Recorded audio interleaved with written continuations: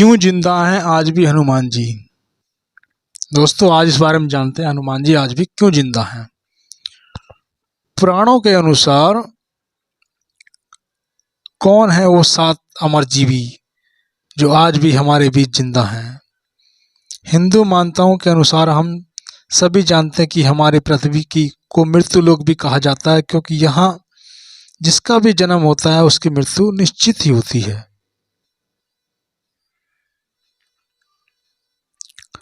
पुरानी कथाओं के अनुसार संपूर्ण सृष्टि में ऐसे 7 चिरंजीवी हुए हैं जो आज भी अमर हैं, अर्थात वे कभी भी नहीं मरेंगे। यह सभी महान चिरंजीवी किसी न किसी श्राप, नियम, वरदान या वचन के कारण अमर हैं और इन सभी में अनेक दिव्य शक्ति में मौजूद हैं। तो आइए जानते हैं उन 7 चिरंजीवी दिव्य शक्तियों के बारे में जिनको मौत भी मात नहीं दे पाती है। इन पर नंबर 1 पर आते हैं भगवान परशुराम। श्री हरि भगवान श्री विष्णु जी के 6वें अवतार माने जाने वाले भगवान परशुराम जी को अमर होने का वरदान प्राप्त है। वैसे तो इनका नाम राम था, परंतु भगवान शिव ने इनकी घोर तपस्या से प्रसन्न होकर इन्हें वरदान रूप में एक और फरसा दे दिया जो सदैव इनके साथ ही रहता था, जिसके कारण इनका नाम परशुराम पड़ा।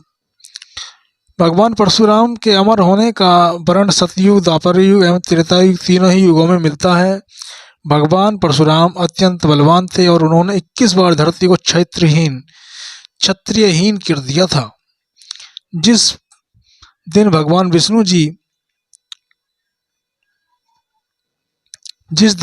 परशुराम जी का जन्म हुआ था, उस दिन बैसाख की शुक्ल तृतीया थी। इसके कारण ही इन्हें अक्षय तृतीया के नाम से भी जाना जाता था। मान्यताओं के अनुसार कहा जाता है कि दिव्य चिरंजीवी भगवान परशुराम आज भी हम सब के बीच पृथ्वी पर मौजूद हैं। नंबर 2 पर आते हैं विभीषण। लंकापति रावण के छोटे भाई और भगवान श्री राम के भक्त विभीषण को भी अमर होने का वरदान प्राप्त है। त्रेता युग में रावण युद्ध में सत्य का साथ देने वाले महाराज विभीषण ने अपने सगे भाई रावण को छोड़ भगवान श्री राम का साथ दिया, जिसके परिणाम स्वरूप अधर्मी रावण का अंत हुआ और भगवान श्री राम की लंका पर विजय प्राप्त हुई। महाराज विभीषण को लंका का राजा बनवाया गया। धर्मशास्त्र के अनुसरण करने का आदेश दिया गया। त्रेता युग में कहा जाता था कि विभीषण हमेशा एक अमर चिरंजीवी हैं और आज भी हम लोगों के बीच पृथ्वी पर मौजूद हैं। नंबर 3 पे आते हैं महर्षि वेद व्यास जी। श्री हरि भगवान विष्णु जी के अंश कहे जाने वाले महर्षि वेद व्यास जी ने श्रीमद् भगवत महापुराण समेत अनेक ग्रंथों की रचनाएं की हैं। सांवले रंग के होने के कारण उन्हें समुद्र के बीचों बीच भी एक दिव्य द्वीप पर जन्म होने के कारण महर्षि वेद व्यास जी को कृष्ण द्वापायन के नाम से भी जाना जाता है। महर्षि वेद व्यास जी पराशर एवं माता सत्यवती के पुत्र थे और सुखदेव जी महाराज के पिता थे। महर्षि वेद व्यास जी द्वारा रचित श्रीमद् भगवत महापुराण आज भी समस्त सृष्टि में पूजा जाता है, क्योंकि भगवान श्री कृष्ण ने अपनी लीलाएं समाप्ति के समय बैकुंठ जाने से पहले अपने स्वरूप को श्रीमद् भगवत जी में विराजमान कराया था। हिंदू कथाओं के अनुसार महर्षि वेदव्यास जी को आज भी जीवित कहा जाता है। नंबर 4 पर आते हैं कृपाचार्य कौरवों और पांडवों के भी दोनों के गुरु थे। महर्षि गौतम सरदान के पुत्र थे और अश्वत्थामा के मामा थे, क्योंकि उनकी बहन कृपि का विवाह गुरु द्रोणाचार्य से हुआ था। कृपाचार्य उन 3 गण मान्यताओं व्यक्तियों में एक थे जिन्हें भगवान श्री कृष्ण जी के विराट स्वरूप के दर्शन प्राप्त हुए थे। कृपाचार्य सप्तऋषियों में से एक माने जाते हैं और महाभारत युद्ध में अपनी निष्पक्षता के चलते प्रचलित थे। उन्होंने दुर्योधन को पांडवों से संधि करने के लिए भी बहुत समझाया था, परंतु दुर्योधन ने उनकी बात नहीं मानी थी। इसी कारण से कृपाचार्य अमर होने का वरदान भी प्राप्त है। मान्यताओं के अनुसार 7 चिरंजीवी में से एक चिरंजीवी कृपाचार्य जी को भी कहा जाता है और आज भी हमारे बीच पृथ्वी पर मौजूद होने की प्रमाण है। नंबर 5 पे आते हैं अश्वत्थामा। अश्वत्थामा गुरु द्रोणाचार्य जी के पुत्र थे और साफ होने के कारण उन्हें अमरता का वरदान प्राप्त था।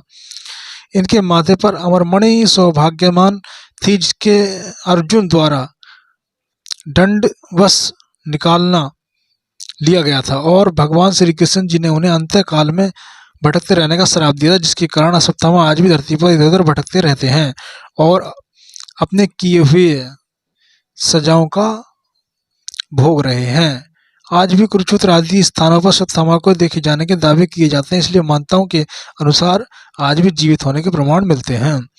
नंबर 6 पर आते हैं राजा बलि। दैत्यराज बलि ने अपने बल एवं पराक्रमण से देवताओं को हराकर समस्त लोगों पर अपना अधिकार जमा लिया था, जिसके कारण देवताओं ने श्री हरि भगवान श्री विष्णु से जाकर विनती की। तब श्री विष्णु भगवान ने वामन अवतार का राजा बलि से भिक्षा में उनका सर्वोच्च हर लिया था और उसने भी अपना सर्वोच्च बालक वामन को खुशी से निछावर कर दिया था, जिससे खुश होकर भगवान श्री कृष्ण ने उन्हें अनंत काल के लिए पाताल लोक का राजा नियुक्त किया। और आज भी ऐसी मानता है कि राजा बलि पाताल लोक का राजा में राज कर रहे हैं और प्रतिवर्ष 4 माह के लिए भगवान श्री विष्णु जी बैकुंठ छोड़कर राजा बलि के दर्शन के लिए स्वयं पाताल लोक में पधारते हैं। हिंदू मान्यताओं के अनुसार राजा बलि को भी 7 चिरंजीव में से एक माना जाता है और ये आज भी जीवित होने के प्रमाण हैं।